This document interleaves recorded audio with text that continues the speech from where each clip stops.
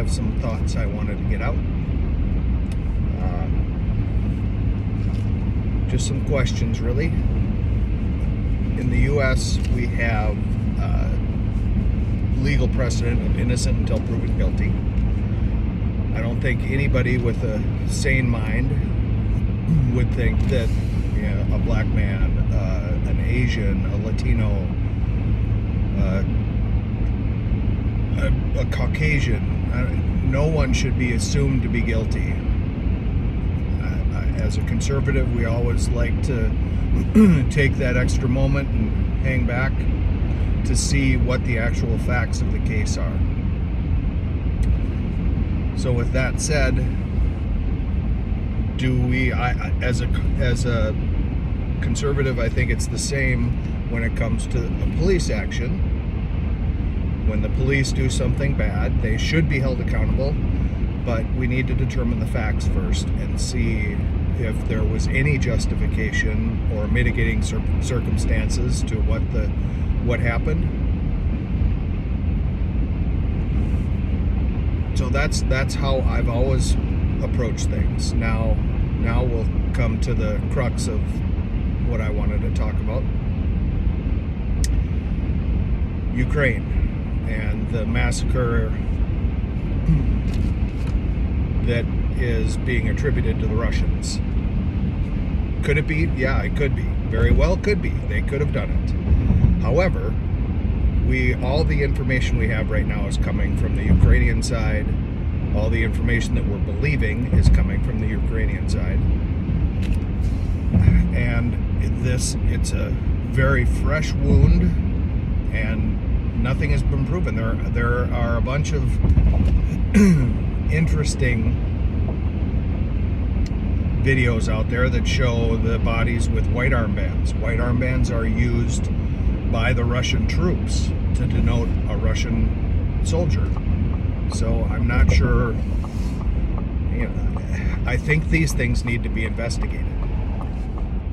The Russians, I think it was the Times came out with satellite imagery that they could prove that the bodies were there before the Russians left. But there's also a video of the governor of the town after this massacre supposedly happened and the city was liberated. The governor of the town talking about how the city had been liberated and, being fairly joyous about it. He didn't mention a massacre. He didn't, it wasn't sad. He said that the town was liberated. That can be explained, but it's just puts another question into the whole mix.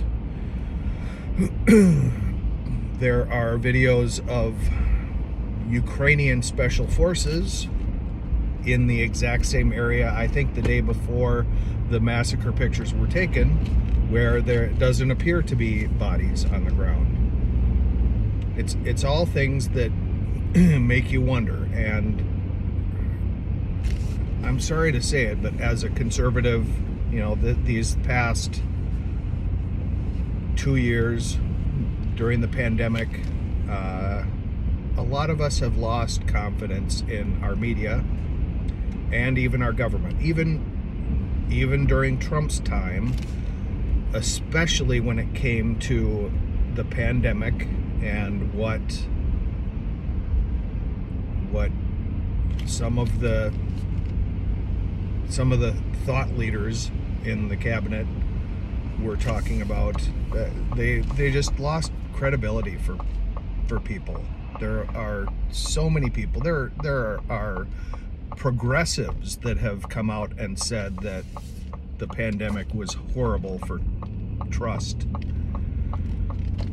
There are progressives that are doctors that have come out, and well-respected doctors that have come out and said that they're afraid science might be dead because no one trusts it anymore. We're going to end up with two sciences, two roads of science.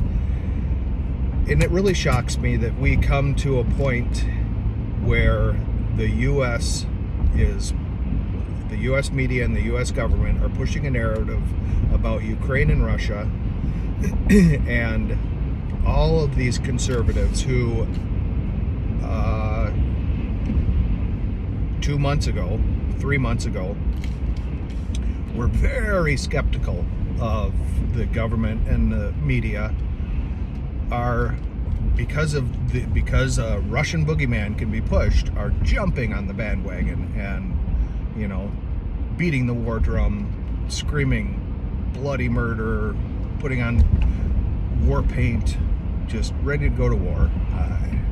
It flabbergasts me. I don't see what changed. Nothing to me changed. The government and the media are still very shady and pushing a narrative. Even if the media is pushing truth, it's only some truth. It's not the whole truth. And that frightens me, because without the whole truth, you can't see the big picture.